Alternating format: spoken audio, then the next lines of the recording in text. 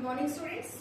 Welcome to the Shiksha Niketan online teaching platform. I am your science teacher and my name is Udra Rathore. Last time हम topic discuss कर रहे थे nervous system, जो कि vast chapter के अंदर था कंट्रोल एंड कोऑर्डिनेशन. अब उसी चैप्टर को हम अभी कंटिन्यू कर रहे हैं. हमने ह्यूमन ब्रेन पढ़ लिया, नर्वस सिस्टम पढ़ लिया, कैसे सिग्नल ट्रांसफर होता है, हमने ये सब भी पढ़ लिया. हमने ये भी पढ़ा कि ब्रेन के जो आउटर कवरिंग है उसको हमने क्रेनियम बोला, उसके अंदर से कुछ मेम्ब्रेन्स है जिनको हमने मेनिंजेस बोला. मैंने एक मेम्ब्रेन का नेम बताया. आज हम जो पढ़ेंगे कि कोऑर्डिनेशन इन प्लांट्स. मैंने आपको बताया था कोऑर्डिनेशन का मतलब स्टार्टिंग में ही मैंने अपने फर्स्ट वीडियो में जब लेक्चर डिलीवर किया था मैंने बताया था कि कोऑर्डिनेशन कहने का मतलब है कि तालमेल. बॉडी कैसे तालमेल से चलती है. खाली एक ही ऑर्गन या एक ही ग्लैंड काम नहीं करती, सारी ग्लैंड सारे ऑर्गन आपस में तालमेल से चलते हैं. तभी चैप्टर का नाम ही था कंट्रोल एंड कोऑर्डिनेशन. अब जो कोऑर्डिनेशन हमने एनिमल्स में देखा कि नर्वस सिस्टम से सारी एक्टिविटीज परफॉर्म हो रही हैं, या नर्वस सिस्टम में सिग्नल कैसे जा रहा है. तो नर्वस सिस्टम में अगर सिग्नल जा रहा है उसके रिलेटेड हमारी मसल्स भी काम कर रही हैं, मेरे रिसेप्टर्स भी काम कर रहे हैं जो चीजों को सेंस कर रहे हैं, फिर आगे वो ब्रेन तक सिग्नल भेज रहे हैं. कैसे सिग्नल सारा ट्रांसफर. आज का जो हमारा टॉपिक है वो है कोऑर्डिनेशन इन प्लांट्स. एनिमल्स के जैसे प्लांट्स में भी हमें कोऑर्डिनेशन देखने को मिलता है. प्लांट्स में भी आपको कंट्रोल एंड कोऑर्डिनेशन देखने को मिलेगा. कैसे प्लांट भी स्टिमुलाई को सेंस करते हैं. जैसे हमें कोई थप्पड़ मार रहा है, मेरे स्किन के जो रिसेप्टर्स हैं मैंने इस चीज को सेंस किया तभी मुझे वो पेन फील हुआ. मैंने कहीं हॉट ऑब्जेक्ट को टच किया, मेरा हाथ एकदम से रिफ्लेक्स सेक्शन से बैक आया. क्यों? क्योंकि मेरे रिसेप्टर्स, वहां स्किन पे कुछ रिसेप्टर्स प्रेजेंट थे, उन रिसेप्टर्स ने उस चीज को सेंस किया. वैसे ही प्लांट्स में भी अगर हम देखें तो वो भी किसी न किसी चेंज इन एनवायरनमेंट जिसको आप स्टिमुलस बोलते हैं उस चीज को वो सेंस करते हैं. जैसे एक एग्जांपल मैं दूं, आपकी एनसीईआरटी बुक में मेंशन है टच मी नॉट प्लांट, जिसका नाम है मिमोसा प्यूडिका. मिमोसा प्यूडिका इसका साइंटिफिक नेम है. आप इस प्लांट को देखोगे, जैसे ही आप इस प्लांट को टच करोगे, ये लोगों के घरों में भी लगा होता है, आप गार्डन्स में देखोगे या बोटेनिकल गार्डन्स में देखोगे, वहां ये प्लांट आपको देखने को मिलता है. स्मॉल स्मॉल लीव्स होती हैं जिसको हम अपनी ले लैंग्वेज में छुई मुई का पौधा भी कहते हैं. इसमें क्या होता है, जैसे ही इसको टच करोगे तो टच करने से क्या होगा, इसकी लीव्स एकदम से क्लोज हो जाएंगी. फिर कुछ सेकंड के बाद फिर से ओपन हो जाएगी, क्लोज होंगी, ओपन होंगी, क्लोज होंगी, ओपन. जैसे जितने बार टच करते जाओगे ये क्लोज या ओपन. मतलब कहने का कि closing of leaves of touch me not plant. एक तो ये हो गया. और एक आप देखते हैं प्लांट में टू सिस्टम होता है. एक आ जाता है शूट सिस्टम जो ग्राउंड लेवल से ऊपर है, जो ग्राउंड लेवल से नीचे है वो आ जाता है हमारा रूट सिस्टम. तो वो भी जो शूट सिस्टम है वो अपवर्ड ग्रो करता है और जो रूट सिस्टम है वो हमारा डाउनवर्ड जो है ग्रेविटी की तरफ जो है वो ग्रो करता है. अब जो हमारी क्लोजिंग ऑफ लीव्स है, जो टच मी नॉट प्लांट की मैं एग्जांपल आपको दे रही थी, उसमें आप देखोगे कि प्लांट अगर टच आप उसको कर रहे हो, टच होने से अगर उसकी लीव्स क्लोज हो रही हैं, या मैं ये बोलूं कि इंसेक्टिवोरस प्लांट है, इंसेक्टिवोरस प्लांट्स होते हैं, वो क्या करते हैं, इंसेक्ट उनके पास आता है, वो उसको सेंस करते हैं तो एकदम से अपने लीव्स क्लोज कर लेते हैं. जैसे इसकी एक एग्जांपल है वीनस फ्लाई ट्रैप. ये फेमस इंसेक्टिवोरस प्लांट है जो क्या करता है, जैसे इसमें इंसेक्ट आएगा, इंसेक्ट जैसे ही आएगा तो ये अपने लीव्स को क्लोज कर लेगा, तो इंसेक्ट को कैप्चर कर लेगा. अब इस सब प्रोसेस में टच मी नॉट प्लांट बताया मैंने, इंसेक्टिवोरस प्लांट का बताया, उसमें आप देखोगे कि ग्रोथ जो है वो रिलेटेड नहीं है. अगर इंसेक्टिवोरस प्लांट इंसेक्ट को कैप्चर कर रहा है तो ऐसी बात नहीं है कि कैप्चर करते करते उसके प्लांट का साइज इतना बड़ा हो गया, या हमने टच मी नॉट प्लांट को टच किया, टच करने से उसकी लीव्स इतनी बड़ी हो गई, ऐसा कुछ नहीं है. So we can say that it is not related to growth. और ऐसे मूवमेंट्स जो ग्रोथ से रिलेटेड नहीं है उनको आप बोल देते हैं नेस्टिक मूवमेंट्स. इनको बोल देते हैं नेस्टिक मूवमेंट्स. ऐसे मूवमेंट्स जो ग्रोथ से रिलेटेड नहीं है. मूवमेंट हो रही है, आपने टच मी नॉट प्लांट को टच किया, उसमें मूवमेंट हुई क्योंकि ओपनिंग एंड क्लोजिंग हुई लीव्स की, लेकिन मूवमेंट हुई लेकिन ग्रोथ उसमें बिल्कुल भी नहीं हुई. ऐसी मूवमेंट्स जिनमें ऐसे रिस्पॉन्सेज जिनमें प्लांट की मूवमेंट होगी लेकिन ग्रोथ से कोई लेन देन नहीं है, ग्रोथ रिलेट नहीं होगी, उन मूवमेंट्स को आप बोल देते हैं नेस्टिक. वैसे ही अगर मैं दूसरी साइड में बात करूं, प्लांट नॉर्मल ग्रो करता है, जो shoot part upper side and root part lower side gravity की तरफ ग्रो करता है, तो उनमें आप देखेंगे कि ग्रोथ हो रही है. नॉर्मल प्लांट है, आपने सीडलिंग लगाई तो आस्ता आस्ता ग्रो किया, मूवमेंट भी हो रही है, ग्रोथ भी हो रही है. इसमें दोनों है, दोनों पॉसिबल है, हमारी मूवमेंट भी एंड ग्रोथ भी. ऐसे प्लांट्स जिनमें ग्रोथ रिलेट नहीं है बोल दिया नेस्टिक, जिनमें ग्रोथ रिलेटेड है इनको बोल देते हैं ट्रॉपिक मूवमेंट्स. इन मूवमेंट्स को हम नाम दे देते हैं ट्रॉपिक मूवमेंट्स, ऐसी मूवमेंट्स जिनमें ग्रोथ रिलेटेड है, ग्रोथ रिलेट हो रही है, मतलब ग्रोथ हो रही है। हम कोई प्लांट, आप प्लांट देख लीजिए, कोई भी प्लांट होगा, जब आप कोई यहाँ सीडलिंग लगाते हैं छोटी सी, जब वो अंकुर होता है, अपनी सीड जर्मिनेशन होती है उसकी, वो निकलता है सॉइल से फट के बाहर निकलता है, तो उसकी आप ग्रोथ देखेंगे वो सन के साइड ही होगी, उसकी जो मूवमेंट है वो सन के साइड ही होगी। एनसीईआरटी बुक में ये एग्जांपल भी मेंशन है, आप देखेंगे प्लांट दिखाया है ग्रो करता हुआ, तो उसकी जो मूवमेंट है, ग्रो भी कर रहा है और उसकी मूवमेंट भी है, मूवमेंट उसी साइड है जिस साइड सन होगा। क्यों? क्योंकि उसको सन से ही सारे के सारे सनलाइट मिलेगी और फोटोसिंथेसिस होगी, फोटोसिंथेसिस होगी तो उसको सारा का सारा अपना खाना बनाना है, जो कि फिर सब जगह सप्लाई होगा। तो इनडायरेक्टली डायरेक्टली आप ये बोलेंगे related to growth called as tropic movements, not related to growth called as nastic movement. अब नेक्स्ट, ठीक है, tropic movements and nastic movements मैंने थोड़ा सा बता दिया, tropic movements and nastic movements. अब ट्रॉपिक मूवमेंट्स पढ़ लेते हैं क्या, ये ग्रोथ डिपेंडेंट मूवमेंट है। मैंने अभी बताया ट्रॉपिक मूवमेंट्स वो मूवमेंट है जो ग्रोथ डिपेंडेंट है, ग्रोथ से रिलेट करती है। नेस्टिक मूवमेंट वो है जिनमें ग्रोथ का कोई लेन देन नहीं है, ठीक है। उसके बाद आ गया directional movement with respect to stimulus. इसको आप अभी ऐसे ही रखेंगे, मैं भी समझाऊंगी कि इसका क्या मतलब है, डायरेक्शनल मूवमेंट कहने का क्या मतलब है। इसको भी अभी स्टार लगा के स्टूडेंट्स ऐसे ही रखेंगे, मैं अभी फर्दर समझाऊंगी कि नॉन डायरेक्शनल मूवमेंट्स कहने का मतलब क्या है। उससे पहले मैं आपको ये बताना चाहूंगी कि ये क्या है, परमानेंट है, इरिवर्सिबल। आप खुद सोचिए, ग्रोथ कभी रिवर्सिबल हो सकती है, आप ग्रोथ को कभी रिवर्स कर सकते हैं। प्लांट एक बार ग्रो करके आप दोबारा बोल सकते हैं कि नीचे आ जाए, नहीं बोल सकते। तो कहने का मतलब ये परमानेंट है, एक बार ग्रोथ हो गई उसके बाद वो नीचे नहीं आएगी, उसको डाउनवर्ड नहीं आएगी। तो कहने का मतलब ये जो मूवमेंट्स है ये परमानेंट है, चेंज नहीं होती है, इरिवर्सिबल है, इनमें आप दोबारा रिवर्समेंट नहीं कर सकते, दोबारा आप चेंज इनमें नहीं ला सकते। ये टेम्परेरी है, इरिवर्सिबल है, टच मी नॉट। प्लांट की एग्जांपल मिमोसा प्यूडिका, ठीक है, टेम्परेरी है, थोड़ी देर के लिए, जैसे आप उसको टच किया फ्यू सेकंड्स के लिए उसके लीव्स क्लोज होती हैं, उसके बाद खुद ही ओपन हो जाएंगी। ओपन हो जाएंगी तो कहने का रिवर्सिबल है, ऐसा नहीं है क्लोज होगी तो हो ही गई, दोबारा खुलेंगी ही नहीं, नो, नथिंग लाइक दैट। तो टेम्परेरी है और रिवर्सिबल है, रिवर्स इनको आप कर सकते। Found in all plants, of course growth ये रिलेटेड टू ग्रोथ है, मैंने भी पीछे बताया। तो रिलेटेड टू ग्रोथ, ग्रोथ हर एक प्लांट में होनी है। तो yes we can say that it is found in all plants. हर एक प्लांट में आपको ग्रोथ देखने को found only in some few specialized plants. मैंने अभी बताया कि हर कोई पौधा या हर कोई प्लांट ऐसा नहीं है आप टच करेंगे उसके लीव्स क्लोज हो जाएंगे, या हर कोई प्लांट इंसेक्टिवोरस नहीं है कि इंसेक्ट उसके पास आएगा बैठेगा तो उसको कैप्चर कर लेगा, ऐसा नहीं है। ये आपको कुछ स्पेशलाइज्ड प्लांट्स में ही देखने को मिलेगा, जो कि जिसको आप बोल देते हैं आपकी नेस्टिक, ठीक है। स्लो एक्शन है, जो ट्रॉपिक मूवमेंट्स है, ग्रोथ जो है एकदम से नहीं, आज आपने पौधा इतना सा लगाया, ऐसा नहीं कल आप देखोगे मैम इतना बड़ा हो गया, ऐसा बिल्कुल भी नहीं है। ये इमीडिएट एक्शन है, जैसे ही आपने छुआ वैसे ही उस प्लांट ने एक्शन लिया, उसकी लीव्स एकदम से क्लोज हो गई, तो आप ये कह सकते हैं इसका इमीडिएट एक्शन। अब जो ये था डायरेक्शनल मूवमेंट, डायरेक्शनल मूवमेंट बताने से पहले मैं एक डायग्राम बताऊंगी आपको। देखिए ये डायग्राम देखिए, डायरेक्शन मूवमेंट देखने से पहले आपको ये पता है ये शूट सिस्टम है बेटा, और ये रूट सिस्टम है। रूट सिस्टम आ गया, ये जो ग्राउंड लेवल से नीचे है, शूट सिस्टम आ गया आपका जो ग्राउंड लेवल से।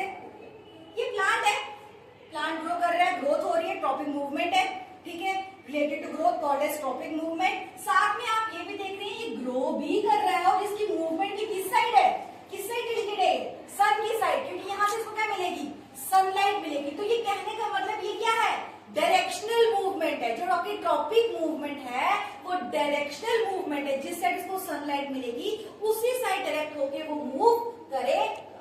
इसमें एक और बात बताना चाहूंगी मैं, जैसे शूट सिस्टम में आप देखोगे कि शूट हमेशा किस साइड ग्रो करेंगी, अबव फ्रॉम द ग्राउंड, मतलब ग्राउंड से ऊपर के लिए ग्रो करेंगी। तो कहने का मतलब ये हमें पॉजिटिव फोटोट्रोपिज्म बताती है। फोटोट्रोपिज्म एंड जियोट्रोपिज्म में आपको अभी क्लियर करूंगी आप नेक्स्ट वीडियो में। कहने का मतलब है पॉजिटिवली अबव लाइट की तरफ ग्रो कर रहा है, तो मैंने बोल दिया पॉजिटिव फोटोट्रोपिज्म। अब शूट का काम है ग्राउंड से ऊपर ग्रो करना, ना कि ग्रेविटी की तरफ ग्रो करना, तो इसलिए ये नेगेटिव जियोट्रोपिज्म है। नेगेटिव मतलब ये नीचे के लिए ग्रो नहीं कर रहा है, जियोट्रोपिज्म हो गया नीचे के लिए, ग्रेविटी के लिए। नेगेटिव जियोट्रोपिज्म इसलिए है क्योंकि नीचे के लिए ग्रो नहीं करती। क्या हमारा शूट हमेशा upper side towards the light, तभी पॉजिटिव फोटोट्रोपिज्म मूवमेंट है इसकी। नेगेटिव जियोट्रोपिज्म क्योंकि ग्रेविटी की तरफ ग्रो।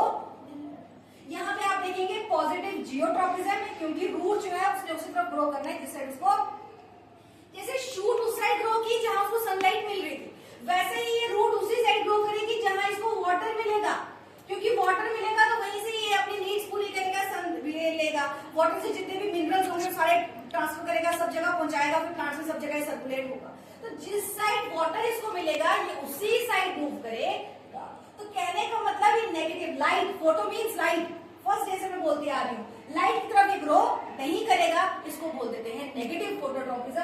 क्योंकि ये ग्रेविटी की तरफ ग्रो करेगा तो ऐसी मूवमेंट को आप बोल देते हैं पॉजिटिव जियोट्रॉपिज्म। मतलब ये पॉजिटिवली ग्रेविटी की तरफ ग्रो कर रहा है, that is why we called as positive geotropism. ठीक है, कहने का मतलब, मेरे कहने का मतलब कि डायरेक्शनल मूवमेंट होप सो आपको क्लियर हो गया होगा। डायरेक्शनल मूवमेंट कहने का मतलब है कि जिस साइड इसको स्टिमुलस मिला, शूट के सिस्टम में सनलाइट स्टिमुलस है प्लांट के लिए, उसी साइड ग्रो करेगा जिस साइड सनलाइट मिलेगी। क्यों? क्योंकि वो उसके लिए स्टिमुलस है, उस साइड से इसको लाइट चाहिए, इसको फोटोसिंथेसिस परफॉर्म करना है, तो उसी साइड ग्रो करेगा। वहीं पे अगर दूसरी साइड आप देखा जाए तो जो टच में नॉट प्लांट है उसमें कोई डायरेक्शन की नीड नहीं है, वो नॉन डायरेक्शनल मूवमेंट है, वो एज अ होल प्लांट जो है, वो होल प्लांट उसका होल लीफ जो है ऐसे करके क्लोज हो जाएगा। होप सो आपको ये direction and non directional movement clear हो गया। चलिए स्टूडेंट्स, अभी हमने पढ़ लिया कि मूवमेंट्स पढ़ ली, मैंने आपको बताया कि नेस्टिंग मूवमेंट आप किसको बोल देते हैं, टॉपिक मूवमेंट आप किसको बोल देते हैं, फिर मैंने उसके बारे में आपको डिफरेंशिएशन भी बता दिया कि नेस्टिंग एंड टॉपिक मूवमेंट की डिफरेंशिएशन क्या है। अब कुछ टॉपिक मूवमेंट्स हैं जो प्लांट्स में होती हैं, मैं एक एक करके आपको बताऊंगी, आप ये देखेंगे आपकी एनसीईआरटी बुक में भी मेंशन होगी, मैं एक एक करके इलैबोरेट करती हूँ। पहली हमारी फोटोट्रॉपिज्म। ठीक है, photo means starting first day से बोलते आ रही हूँ, फोटो मीन्स लाइट, ट्रॉपिज्म मतलब जियो मतलब ग्रेविटी, ट्रॉपिज्म मतलब मूवमेंट, हाइड्रो मतलब वाटर, ट्रॉपिज्म मतलब movement, chemo means chemical, tropism means movement, thigmo means touch, tropism मतलब। होप सो ये आपको इतने से क्लियर होगा कि मैम बोलने की कोशिश क्या कर रहे हैं, मैम क्या बताना चाहते हैं। फोटोट्रॉपिज्म मतलब ग्रोथ ऑफ प्लांट टुवर्ड्स और अवे फ्रॉम द लाइट। जब लाइट की रिस्पेक्ट में आप बात करेंगे कि प्लांट की ग्रोथ लाइट की रिस्पेक्ट में कैसे हो रही है, अवे फ्रॉम द लाइट है, ये टुवर्ड्स द लाइट है, उस केस में आप बोल देते हैं this condition is called as phototropism. जैसे मैंने आपको अभी बताया, अभी मैंने डायग्राम की हेल्प से बताया था कि ये क्या है, पॉजिटिव फोटोट्रॉपिज्म, मतलब लाइट के रिस्पेक्ट में इसी साइड इसको ग्रो होना चाहिए, तो पॉजिटिवली मतलब ठीक ग्रो हो रहा है, इसी साइड ग्रो होता है, लाइट इसी साइड है, शूट पार्ट ऊपर के लिए ग्रो करता है लाइट की तरफ, इसको आपने तभी बोल दिया यहाँ पे पॉजिटिव फोटोट्रॉपिज्म। अब क्योंकि ये ग्रो नहीं करता, ये ग्रो नहीं करेगा, क्या हमारी रूट कभी ऊपर के लिए ग्रो नहीं करेगी, तभी मैंने बोल दिया नेगेटिव जियोट्रॉपिज्म, मतलब ग्रेविटी का है नीचे के लिए, हम यहाँ शूट की बात कर रहे हैं, तभी इसको आपने बोल दिया नेगेटिव जियोट्रॉपिज्म। और यहीं पे वैसे ही पॉजिटिव जियोट्रॉपिज्म, क्यों? क्योंकि रूट हमेशा ग्रेविटी की तरफ ही ग्रो करती है, वो कभी अपसाइड ग्रो नहीं करती, that is why it is positive geotropism and negative phototropism, क्योंकि रूट लाइट की तरफ कभी ग्रो नहीं करती, इसलिए इसको आपने बोल दिया negative phototropism. Hope so students, आपको ये पॉजिटिव एंड नेगेटिव में क्या बताने की कोशिश कर रहे हैं ये समझ में आया होगा। इन वर्ड से रिलेट करना है आपने, इन वर्ड के रिस्पेक्ट में आपने बताना है कि पॉजिटिव या नेगेटिव क्या मैम बोलने की कोशिश कर रहे हैं। ठीक है, उसके बाद आ गया जियोट्रॉपिज्म या gravitropism, growth of plant part towards और अवे फ्रॉम द ग्रेविटी, नाम से ही बता रहा है, ग्रेविटी के रिस्पेक्ट में बात करेंगे तो आ गया जियोट्रॉपिज्म। अगर आप पानी के रिस्पेक्ट में, वाटर के रिस्पेक्ट में बात करेंगे तो आ गया हाइड्रोट्रॉपिज्म। अगर आप देखेंगे कि जो हमारी रूट है, ये जो रूट है ये मैंने बताया ना किस साइड ग्रो करेगी, जिस साइड वाटर होगा, जिस साइड वाटर होगा, तो वाटर के रिस्पेक्ट में आप बात करेंगे तब आप इसको बोल दिए कि हाइड्रोट्रॉपिज्म, क्योंकि प्लांट की मूवमेंट वहां हो गई जहां वाटर अवेलेबल है। रूट पॉजिटिव आपका आ जाएगा हाइड्रोट्रॉपिज्म, क्योंकि वो उसी को पानी चाहिए, उसी ने उसकी तरफ ग्रो करना है। लेकिन अगर आपका शूट का सिस्टम की बात आ गई तो वो पॉजिटिव फोटोट्रॉपिज्म है, क्योंकि उस पार्ट को लाइट चाहिए। होप सो स्टूडेंट्स आपको क्लियर हो रहा होगा। कीमोट्रॉपिज्म केमिकल्स रिलेटेड है, ठीक है, उसके रिस्पेक्ट में ग्रोथ होगी। तो थिग्मो आ गया हमारा टच के रिलेटेड, कि टच के रिलेटेड ग्रोथ प्लांट की कैसे हो रही है, उसको आप बोल देते हैं थिग्मोट्रॉपिज्म। ठीक है स्टूडेंट्स, इतना होप सो आपको लेक्चर क्लियर हुआ होगा। अब नेक्स्ट हमने पढ़ना है प्लांट हॉर्मोन्स, या इनको हम प्लांट ग्रोथ रेगुलेटर्स भी कहते हैं, क्योंकि ये प्लांट की ग्रोथ को क्या करते हैं, रेगुलेट करते हैं, कि प्लांट की ग्रोथ जो है वो कैसे होनी चाहिए, कौन इसकी ग्रोथ को बढ़ाते हैं, कौन ग्रोथ को कम करते हैं, कौन क्या करेगा, सबका अपना अपना फंक्शन है। तो उन फंक्शंस को हम जो है अब आगे पढ़ने वाले। ठीक है, हार्मोन्स हमारी बॉडी में भी पाए जाते हैं, उधर हम पढ़ेंगे एनिमल्स में कौन कौन से हार्मोन्स हैं, ठीक है, स्पेशली ह्यूमंस की बात करेंगे। यहाँ पे हम स्पेशली प्लांट्स की बात करेंगे, प्लांट्स में ऐसे कौन कौन से हार्मोन्स हैं और अपने अपने हार्मोन का क्या क्या रोल है, क्या क्या फंक्शन है, ठीक है। अब प्लांट हार्मोन्स दो तरीके के, एक प्रोमोटर्स है, एक आपके आगे प्रोमोटर्स प्लांट ग्रोथ, प्रोमोटर्स जहां जैसे यहाँ मेंशन किया हुआ है, प्रोमोटर्स मींस प्रमोट करेंगे ग्रोथ को, ठीक है, और एक आगे इनहिबिटर्स।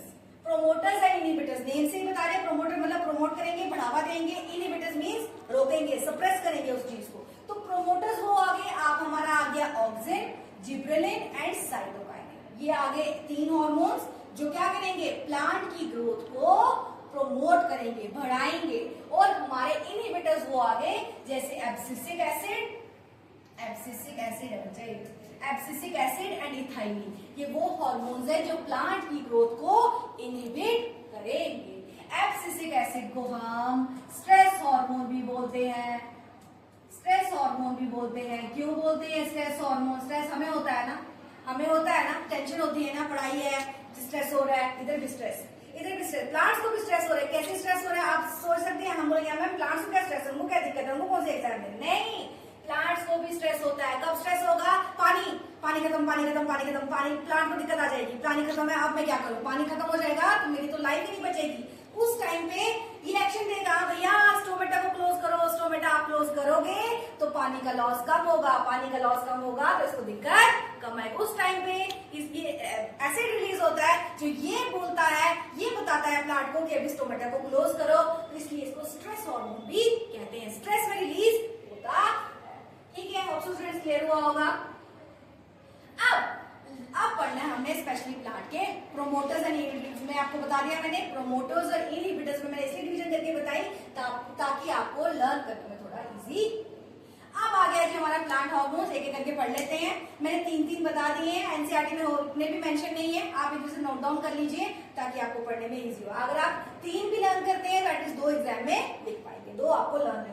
अब आप इसको स्टार मून जो भी लगाना है लगा लीजिए, क्योंकि बहुत ज्यादा इंपॉर्टेंट है, आपको ये कहीं भी नहीं मिलेगा। पहला आ गया जी हमारा ऑक्सिन, ठीक है, ऑक्सिन आ गया। ऑक्सिन का क्या काम है? प्रोमोट सेल इलॉन्गेशन इन शूट्स, शूट की पार्ट में सेल इलॉन्गेशन। मान लो सेल पहले ऐसे था, तो जब ये इलॉन्गेट करके बनाएगा तो सेल मेरा ऐसे हो जाएगा, थोड़ा सा इलॉन्गेट हो जाएगा, सेल की इलॉन्गेशन कर देगा, ठीक है। कंट्रोल्स फोटोट्रोपिज्म, जियोट्रोपिज्म, ग्रेविटो मींस जियो, उन मूवमेंट्स को कंट्रोल करता है।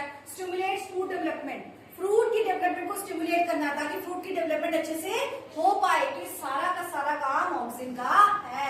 जैसे हमारी बॉडी में अपने अपने ग्लैंड से अपने अपने हार्मोन्स निकलते हैं और हर एक हार्मोन्स का अपना फंक्शन है ना, हर एक हार्मोन का बॉडी में अपना अपना फंक्शन आगे पढ़ना है हमने। वैसे ही प्लांट्स में भी अपने अपने हार्मोन है, कोई सीड की इलॉन्गेशन कर रहा है, कोई स्टेम की कर रहा है, कोई शूट की कर रहा है, कोई रूट की कर रहा है, कोई फ्रूट डेवलपमेंट में हेल्प कर रहा है, कोई फ्लावर डेवलपमेंट में हेल्प कर रहा है, अपने अपने फंक्शंस।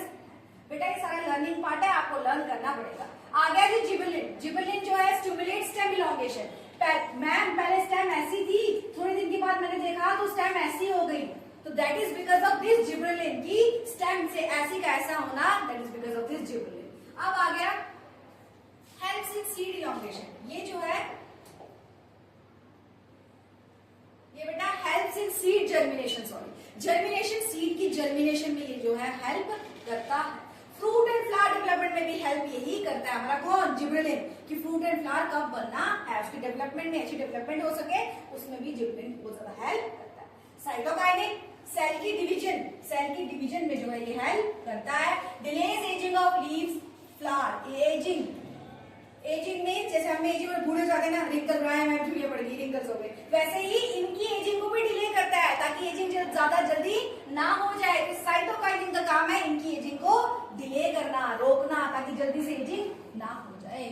अब आ गया हमारा एब्सिसिक एसिड, ठीक है, कॉजेज स्टोमेटा टू क्लोज, अभी पीछे बताया, इसको आप स्ट्रेस हार्मोन भी बोलते हैं। ये क्या करेगा? स्टोमेटा को क्लोज करवाएगा, बोलेगा हाँ भैया अभी पानी नहीं है, तो अभी पानी आप क्या करो, इसको क्लोज करो, स्टोमेटा को क्लोज करो। अगर क्लोज आप नहीं करोगे तो पानी का एक्सेस लॉस हो जाएगा। पानी का एक्सेस लॉस अगर बॉडी से हो गया तो प्लांट सर्वाइव नहीं कर पाएगा। तो एक स्ट्रेस की कंडीशन में होता है, इसलिए आप इसको क्या बोल देते हैं? स्ट्रेस हार्मोन भी बोलते हैं। मेंटेन्स डोरमेंसी इन सीड, सीड में डोरमेंसी को भी मेंटेन करता है। कैसे मेंटेन करेगा डॉर्मेंसी सीड में? सीड की जर्मिनेशन को, डॉर्मेंसी कहने का मतलब है मेरा जर्मिनेशन में जो ये है हेल्प करता है, मेंटेन करता है कि सीड ने अब जर्मिनेट करना है। Last but not least, ethylene stimulates ripening in fruits. Fruit है, पकना भी है ना, बिना पके हम खाएंगे कैसे हमको? तो उनको पकना भी बहुत ज्यादा इंपॉर्टेंट है, पकना इंपॉर्टेंट है, तो इसलिए हेल्प करता है कि इनकी राइपनिंग, ये पक अच्छे से जाए। ठीक है, लास्ट है promotes fruit and leaf drop. जो फ्रूट गिरता है पेड़ से या लीफ गिरते हैं पेड़ से, उस ड्रॉप में भी इथाइलिन का बहुत बड़ा रोल जो है होता है। तो स्टूडेंट्स, आपको ये सारे के सारे hormones, nastic movement, tropic movement, ये सारा अच्छे से क्लियर हुआ होगा। Thank you students.